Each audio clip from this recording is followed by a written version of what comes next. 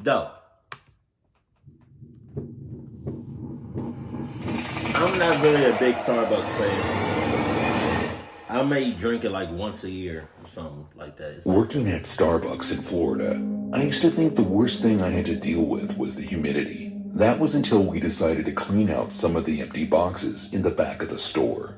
It was something we had been putting off all year, but it was a fairly simple task. We were just going to make sure that the boxes were empty, break them down, and then bring them out with the trash. So we waited until it was a slow time in the day, and it was my job to start breaking down the boxes. Most of them were empty, aside from a few plastic bags or pieces of tape. But as I worked my way to the back of the pile, I could swear that I heard something. It almost sounded like someone had dropped a bunch of tiny objects on the floor. It's hard to describe. I was curious, but a bit put off by the sound. I continued breaking down the boxes.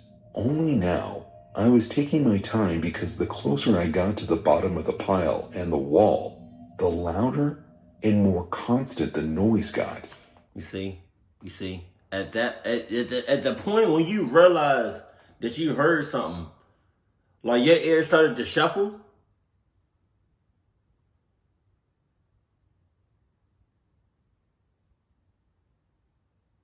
Right? Started to twitch.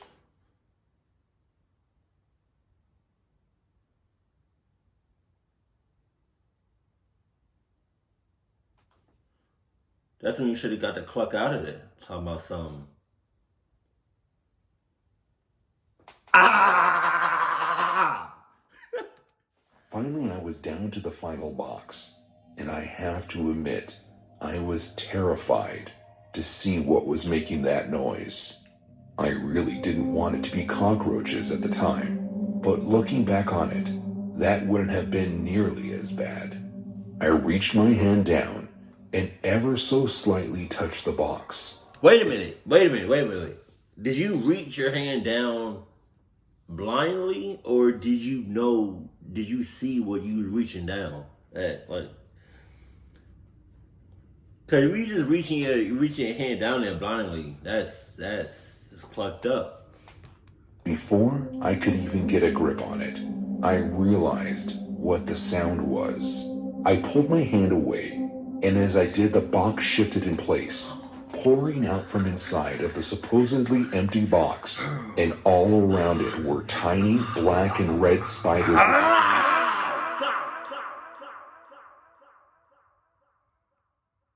Oh God, spiders! Like little crawly insect junks. Oh my God! You know what's crazy? I was at the gym the other day. I think it was sometime this week. I was at the gym, and there was a big ass cockroach. I want to say about the size of this. About the size of this right here, just this right here, but it was probably a little bit wider. I mean, I got a paper towel and I picked it up. I didn't kill it or anything. I just took it outside. But like that didn't scare me. But like the little small roaches, like the little small junks, like these mother cluckers, right? Man. Let me know in the comment section what bugs like just creep you out the most, like to the TT2 to the furthest extent. Like, what would you do? What would you do right now in the comment section? You woke up or you was in bed and you literally felt hundreds of spiders, maggots, cockroaches, the little any junk like that, ants, just on you, just oh God.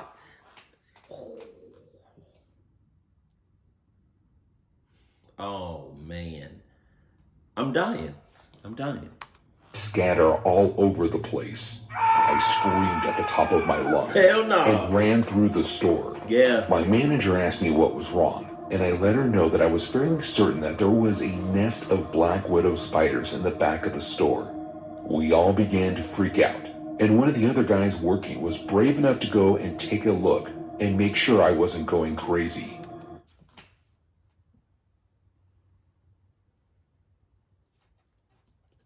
First of all, cluck you for going back and for not trusting me and going there and checking it yourself. But like, how? Even if it wasn't black willow, black whatever spiders, the fact that I saw something, it was like, and it was crawling. You know, it was insect type. And I don't even have to say spiders. Something that looks like a spider or is small, like something like that. Can't you just take what I just said to you and take that and then just haul that outside the store? Like, if you want to go check it out, that's on you. But I know what I saw. Maybe it wasn't a black widow spider. Maybe it was just like some sort of spider. I don't know. The fact that I even know exactly what it was, a black widow spider, lets me know that I was way too close to that motherfucker. He walked back so fast and told our boss that we needed an exterminator. We all evacuated the store and waited for someone to come to check out the situation. Shut down. The exterminator showed up and let us know that the store would have to be closed for the next week while fumigating it. He said that he had never seen an infestation like that, and it's amazing that no one had seen them sooner. There must have been 200 or more little but very deadly spiders in the store with us for months. We never put off breaking down the boxes ever again. That's the first thing we do now, after processing our shipments. God, Jesus. Oh, when I was 17, I got my first job at a Starbucks down the street from my house. I ended up working there for about 3 years. It was a pretty standard... Can you imagine going to your next Starbucks as like a customer? You tell one of the employees, just without no context. You break down the boxes in the back. Did you break it down? Did you break it down? Cause I'll be damned if I see a black widow spider out here. Shut down operations. I'm suing. $5 million for my pain and suffering. Some days were worse than others, but that really depended on the mood of my coworkers and the customers. But all in all, it was a decent first job. There was only one instance where things got pretty bizarre, and I'm sure I would have been more shaken up by the event if it happened to me, but I was merely a witness. You see, it was just after my second year working in the store, and I had actually earned a promotion to assistant manager. Not much changed about my day-to-day job, except I had a few more responsibilities. I showed up to work one afternoon and saw that there were only 2 people working, which was odd because we typically had at least 3 people in the store at all times. One to work the drive-thru, one to work the counter, and one to help maintain the flow of the food and drinks being made. I asked if anyone had left early, but apparently someone had just decided to do a no-call, no-show.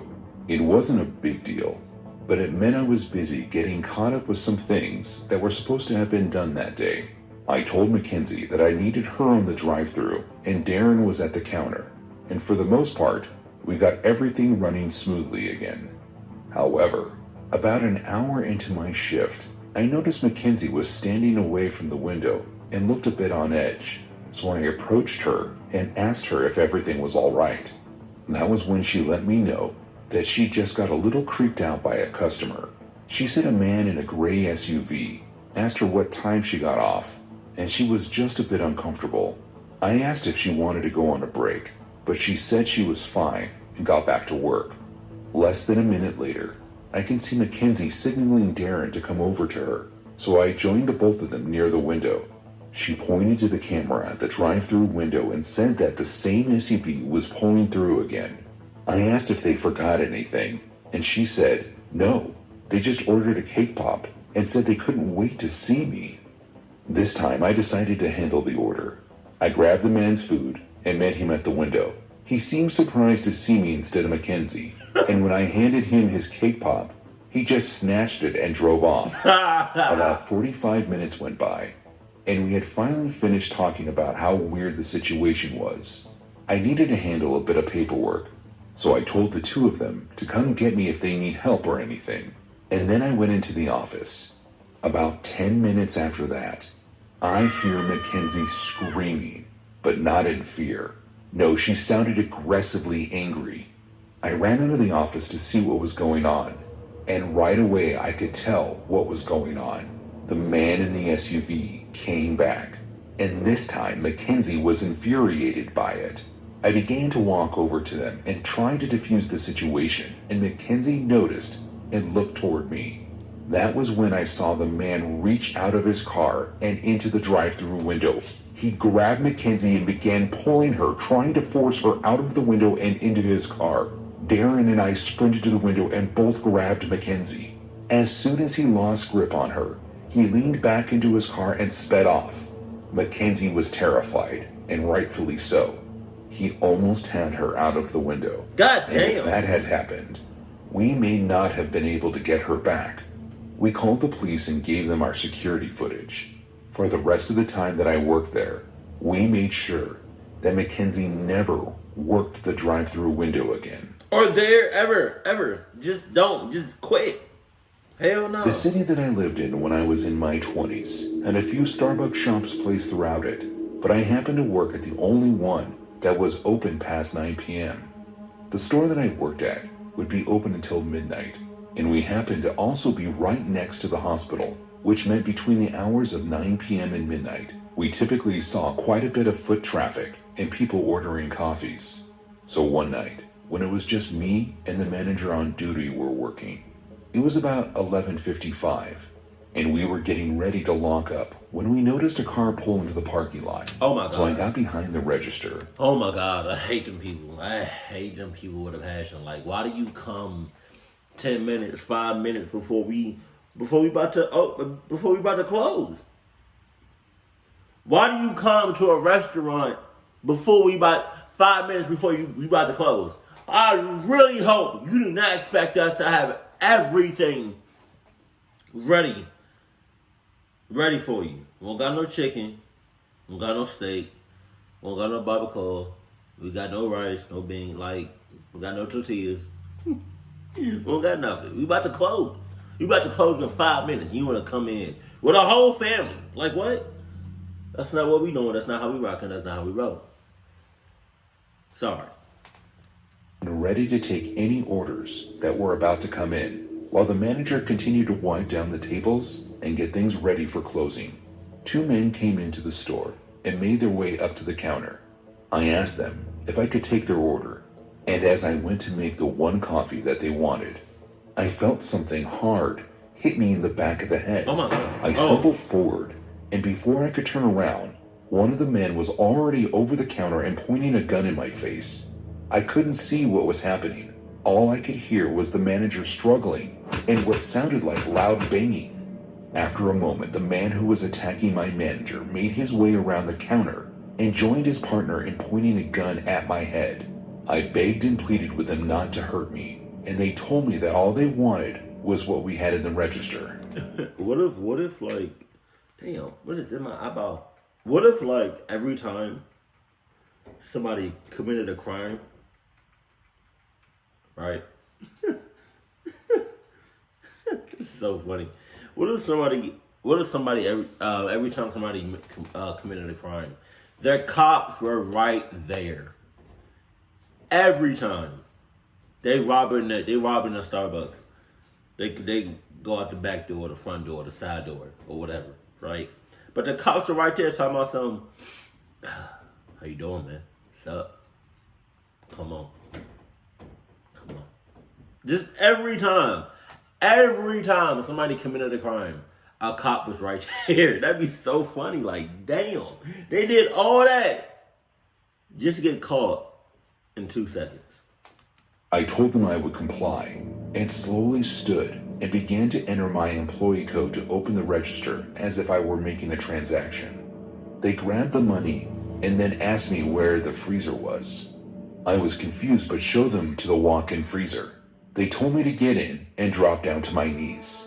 They said to count to 100 and then I could come out. I began counting, but I only made it to 3 before I heard the sound of a gunshot and everything went dark.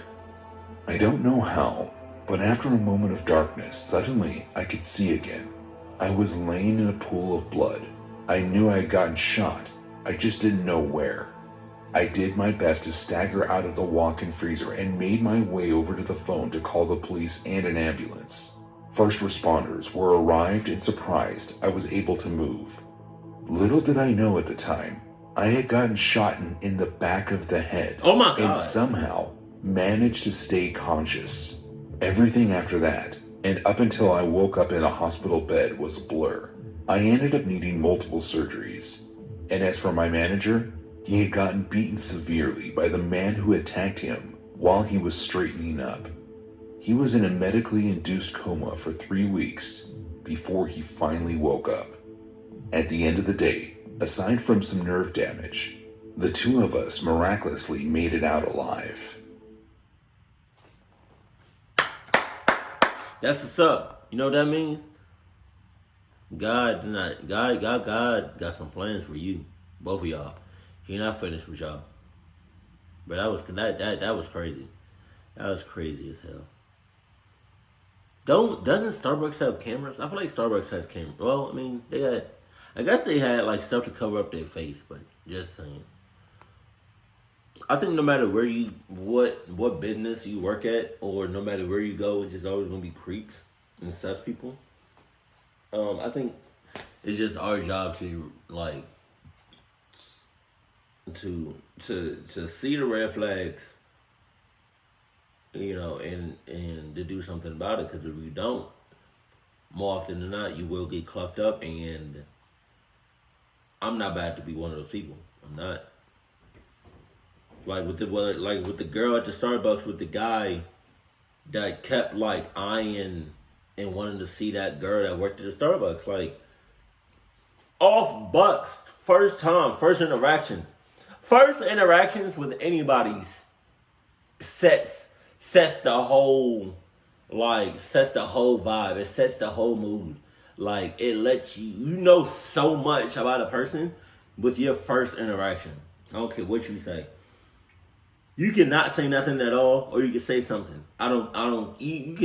You can either not say nothing, not do nothing, or anything like that. Not saying nothing, you saying something. Not doing nothing, you doing something. So first interactions is everything. So if I was her and I met that creepy ass dude first day, on me, I would have needed either transfer or I would have quit. Or somebody should have protected me at all times. At all times. Keep it cool, keep it classy.